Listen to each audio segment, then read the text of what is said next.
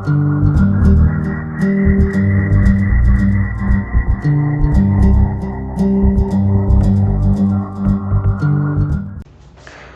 let us start with example number 3.1. क्या है? A part, estimate the average drift speed of conduction electrons in a copper wire of cross-sectional area 1.0 into 10 to the power minus 7 meters square, carrying a current of 1.5 ampere. Full stop. Assume that each copper atom contributes roughly 1 conduction electron. The density of copper is 9.0 into 10 to the power 3 kg per meter cube and its atomic mass is 63.5 U. B part उन्होंने पूछा compare the drift speed obtained with thermal speeds of copper atoms at ordinary temperatures and speed of propagation of electric field along the conductor which causes the drift motion. तो A part basically थोड़ा सा hard है. So let us see. अब वो इस question में क्या कह रहे हैं. एग्जाम्पल नंबर 3.1 उन्होंने ड्रिफ्ट वेलोसिटी पूछी है. Basically drift velocity is drift speed. तो ड्रिफ्ट स्पीड के बारे में पूछा कि ड्रिफ्ट स्पीड कितनी होगी अगर इतना करंट फ्लो कर रहा है इस क्रॉस सेक्शनल एरिया में से. ये कॉपर वायर उन्होंने दे रखी है. उन्होंने इसके अलावा डेंसिटी दे रखी है, एटॉमिक मास दे रखा है कॉपर का, और ये भी बोला है कि नंबर ऑफ चार्ज इतने एज्यूम कर लो जितने इस कॉपर में एटम्स प्रेजेंट है. ठीक है, नंबर ऑफ इलेक्ट्रॉन जो कि फ्री है ड्रिफ्ट करने के लिए वो उतने एज्यूम कर लो जितने की एटम इसमें प्रेजेंट है इस कॉपर वायर में. तो ये सारी चीजें हमें निकालनी पड़ेगी.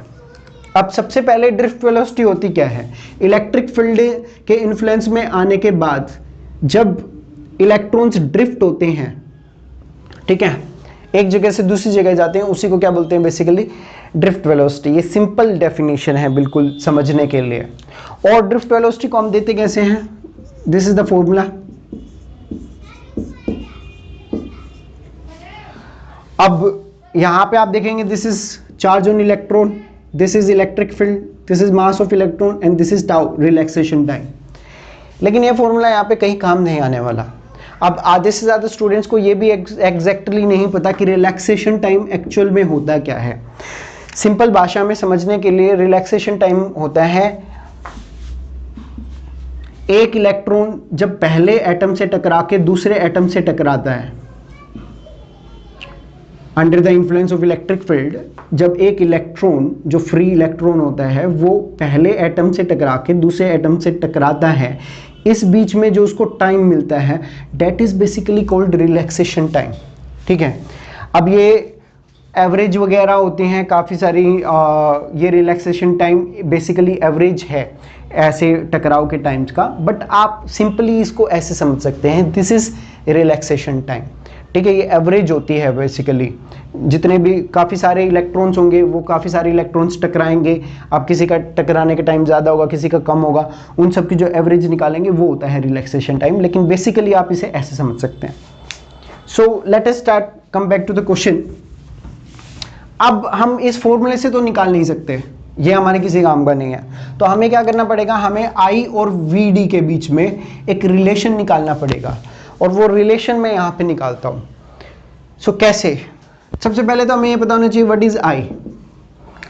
आई होते क्या है? Rate of flow of charge Q by T, इसी को हम बोलते हैं करंट. ठीक है, सो ये जो इलेक्ट्रिक करंट है उसके लिए हमें सबसे पहले क्या पता होना चाहिए? हमें पता होना चाहिए Q, total number of charges कितने हैं यहाँ पे. ठीक है, और ये टोटल नंबर ऑफ चार्जेस हम निकालेंगे. कैसे निकालेंगे? Let us see. Total number of charges actual में होंगे कितने? ठीक है, total number of charges actual में होंगे n. सॉरी, ये टोटल नंबर ऑफ चार्जेस नहीं है Q. Q is the total charge, total charge flowing. Total number of charges is a different thing, total charge flowing is a different thing. तो Q क्या है? Q is the total charge flowing. अब total number of charges कितने हैं? मैं मान लेता हूं n is the total number of charges इस पूरे वायर में. ठीक है, और एक चार्ज, अब चार्जेस यहां पे कौन से? इलेक्ट्रॉन, और इलेक्ट्रॉन के ऊपर कितना चार्ज होता है? E. तो n into E, total number of charge carriers into में चार्ज, ये हो जाएगा क्या? Total number of charges Q. और इसी चीज को मैं ऐसे भी लिख सकता हूं, n v into e, where v is the volume of this conductor. अब ये क्या है एन, छोटा एन, छोटा एन क्या है यहां पे, छोटा n is charge density. Charge density basically ये होती है कि number of charges per unit volume, ठीक है। तो इसको मैं ऐसे लिख सकता हूं, n is equal to n by v, where v is the volume and n is the total number of charges. अगर मुझे n और v दोनों की वैल्यू पता चल जाए तो मेरा काम बन जाएगा, ठीक है। सो यहां पे एक चीज और देखिएगा, क्योंकि मैं रिलेशन निकाल रहा हूं I और VD के बीच में, तो वॉल्यूम कितनी होगी मुझे ये अगर पता चल जाए तो बात बन जाएगी। सो वॉल्यूम हम इस कंडक्टर की कैसे देंगे, A into L, where L is the length, यहां से यहां तक की अगर मैं लेंथ मान लू तो, ठीक है, volume is A into L. अब ये लेंथ अगर मुझे पता चल जाए, A तो उन्होंने दे रखा है, तो यहां पे मैं इसे रब कर देता हूं और इसकी भी कोई जरूरत नहीं है हमें। सो A उन्होंने हमें दे रखा है, व्हाट इज L, L क्या होगा। तो अगर T इज द टाइम, तो T क्या टाइम है, यहां से यहां तक चार्ज फ्लो करने का टाइम है, यस दिस इज T, ठीक है। अगर T टाइम है और यहां से यहां तक ड्रिफ्ट होने में वेलोसिटी की क्या है, VD, तो VD इंटू T, ये डिस्टेंस बन जाएगा, distance travelled by these charges, और वो किसके बराबर होगा, L के बराबर होगा, ठीक है। तो मैं यहां पे क्या लिख सकता हूं, वॉल्यूम किसके बराबर है, VD इंटू T। तो ये चीज मैं यहां से यहां लिख सकता हूं। अब वॉल्यूम के ऊपर तो Q हमारा क्या बन गया, Q बन गया N, E is the charge on the electrons. मैं इस चार्ज को E ले रहा हूं, ठीक है, माइनस नहीं ले रहा। माइनस इसलिए नहीं ले रहा क्योंकि बेसिकली माइनस सिर्फ यही बताएगा कि जो हमारा कन्वेंशनल करंट होता है उसके अपोजिट इलेक्ट्रॉन्स फ्लो करते हैं, तो मैंने उस माइनस को पहले ही ड्रॉप कर दिया। एन, ई और वी की वैल्यू हमारे पास यहां से आ गई, ए v D into T, A v D is the drift velocity into में टी। अब आई से हम रिलेशन निकाल सकते हैं, तो आई क्या होगा, I is Q by T, तो इसको अगर मैं क्यू बाई टी कर दूं तो ये आई बन जाएगा, टी से टी कैंसिल, तो आई हमारा आ गया n e A v d, ये हमारा रिलेशन है। अब आप यहां पे देखिएगा कि मेरे पास ए है, ठीक है, वी डी मुझे निकालना है, आई है, ई भी है, मेरे पास एन नहीं है, एन इज चार्ज डेंसिटी, ठीक है। तो ये n कहां से लेके आऊं, अगर मुझे n बड़े वाला n पता चल जाए और ये v पता चल जाए तो मैं आराम से निकाल सकता हूं n को भी। तो मुझे क्या चाहिए, ये दोनों चीजें चाहिए, और ये मैं अब यहां पे निकाल लेता हूं। तो यहां पे देखिएगा उसने एक क्वेश्चन में एक चीज और दे रखी है, डेंसिटी। डेंसिटी होती क्या है, डेंसिटी होती है हमारी मास अपॉन में वॉल्यूम, ठीक है। तो ये वॉल्यूम v मैं यहां से निकाल सकता हूं, ओके। सो ये क्या आ जाएगी, मास अपॉन में डेंसिटी, ओके। लेकिन व्हाट इज मास, हमें मास तो दे नहीं रखा, मास दे रखा है एक्चुअल में, बट उसने दिया है एटॉमिक मास। एटॉमिक मास यहां पे इसका 63.5 U का मतलब क्या है, एक्चुअल में इस एटॉमिक मास को अगर मैं रियल लाइफ में कन्वर्ट करूं तो मैं इसको ये लिख सकता हूं 63.5 ग्राम। अब इसका मतलब क्या होता है, ये देखो, 1 मोल ऑफ एनी सब्सटेंस, तो यहां पे अगर मैं लिखूं 1 मोल ऑफ कॉपर, तो 1 मोल ऑफ कॉपर अगर मैं लूंगा तो उसका मास मेरे पास होगा 63.5 ग्राम, ये इसका मतलब था, ठीक है। और ये हमें केमिस्ट्री से पता चलता है, some basic concept of chemistry 11th class की जो बुक है, अगर उसमें वो चैप्टर आपने ढंग से पढ़ा है तो आपको ये बात पता होगी, ठीक। तो 1 मोल ऑफ कॉपर 63.5 ग्राम, और यहां से मुझे ये भी पता चल जाएगा कि अब कितने एटम्स होंगे, 6.022 इंटू 10⁻23 एटम्स होंगे, किसके बराबर, 63.5 ग्राम के बराबर, ओके। अगर मुझे ये पता है तो इसने क्वेश्चन में एक चीज और दे रखी है, इसने ये कहा था कि जितने नंबर ऑफ एटम्स है ना उतने ही फ्री चार्ज एज्यूम कर लो, ओके। मैं कर लेता हूं कि इतने नंबर ऑफ एटम्स है तो चार्जेस भी कितने होंगे, इतने ही। सो ये मेरा n हो गया, कैपिटल N मिल गया मुझे यहां से, ओके। वॉल्यूम के लिए मुझे मास भी मिल गया 63.5 ग्राम, तो मैं यहाँ पे पुट करूँगा 63.5 ग्राम को केजी में जब मैं कन्वर्ट करूँगा तो ये आ जाएगा 10⁻³ kg अपॉन में डेंसिटी की 9.0 इंटू 10⁻3, ये हो जाएगा 10⁻⁻6। ओके, तो यूनिट्स में हटा देता हूँ अभी के लिए, बेसिकली वॉल्यूम है तो लीटर्स में आएगी, तो इसको छोड़ देते हैं, ठीक है। सो ये टर्म मेरे पास आ गई, यहाँ से आप देखिएगा तो V भी आ गई।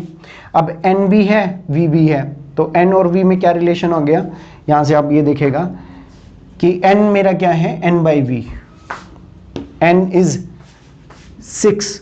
मैं 0.022 को यहाँ पे ड्रॉप कर देता हूँ, इसका कोई मतलब बनता नहीं है, ठीक है, इंटू 10⁻23, तो यहाँ पे लिख दिया N। वॉल्यूम मेरी क्या है, वॉल्यूम इज यहाँ पे निकाली थी हमने 63.5 इंटू 10⁻6 ऊपर 9। अब ये चीज़ें मैं यहाँ पे पुट कर सकता हूँ, इस फॉर्मूले जैसे ही पुट करूँगा मेरा आंसर आ जाएगा। सो let us solve it here. मैं इसके लिए थोड़ा सी जगह बना लेता हूँ पहले।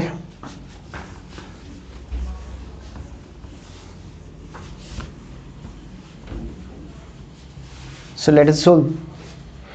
अब I की बात कर रहे थे हम, सो I N यहाँ पे मुझे मिल गया है, N की वैल्यू क्या है 6 इंटू 10⁻23 इंटू में 9 अपॉन में 63.5 into 10⁻6। E is the charge on electron, you know very well, 1.6 into 10⁻19 coulomb होती है, ठीक है। A is the area, area कितना है 10⁻7 मीटर स्क्वायर, सो 10⁻7। VD हमें निकालनी है, ठीक है। अब VD निकालनी है तो, और I यहाँ पे इन्होंने दे रखा है, I कितना था 1.5 एम्पियर, ठीक है। VD निकालनी है तो ये क्या हो जाएगा, VD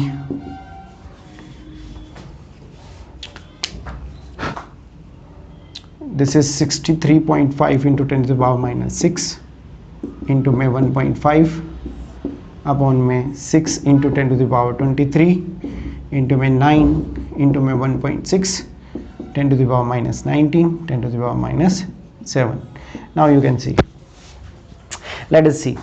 यहाँ से 1.6 को अप्रोक्सीमेटली मैं अप्रोक्सीमेशन लेके काट सकता हूँ, यहाँ से 1.5 को 1.6 से, ज़्यादा डिफरेंस नहीं आने वाला, आई नो दिस। और यहाँ पे हम इसे सोल्व करते हैं तो वी कैन सी कि जो वैल्यूज आएंगी 10⁻⁻7 10⁻⁻19 and 10⁻23, you can see this. I think there's some mistake. Wait a minute. 1.5 63.5. Late us सी, अगर कोई मिस्टेक होगी तो बाद में देख लेंगे। सो यहाँ पे 10⁻19 एंड 10⁻7, ये हमारा एग्जैक्टली हो जाएगा 10⁻26, और यहाँ पे कितना बचेगा 10⁻23, तो ये बचा है 10⁻3, सॉरी 10⁻3, ठीक, सॉरी प्लस, हाँ -3 बचेगा, 10⁻26 है, इनटू में ये 9 एंड देन 6, और ऊपर जो हमारे पास है 63.5 इंटू 10⁻6, तो ये हमारा सिंपल हो गया। 9 को you can easily cut by 7, around 7 point something आएगा, but I can see, so 7 point कुछ आने वाला है, ये आएगा आपका 0 कुछ करके आएगा, तो हम इसको भी ड्रॉप कर सकते हैं। अब मैं 6 और 7 को बेसिकली डिवाइड करना पड़ेगा, और जब आप इसको देखोगे तो इट विल कम अराउंड 1.1।